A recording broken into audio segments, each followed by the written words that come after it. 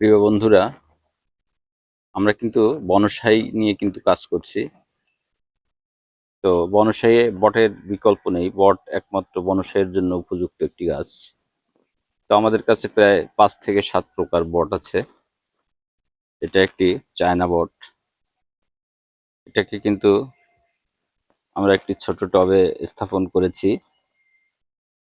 তো গাছটি কিন্তু অল্প দিনে বেশ ঝোপালো হয়েছে।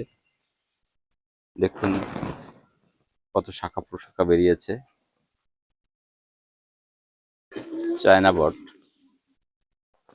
এটা কিন্তু কয়েক বছরের মধ্যে কিন্তু গাছটা কিন্তু অসাধারণ লাগবে। তো গাছটিকে কিন্তু আমরা সেইভাবে লালন পালন করছি। চায়না বট একদিন একটি সুন্দর বনসাই হবে হয়তো, আমরা সে অপেক্ষায় রইলাম।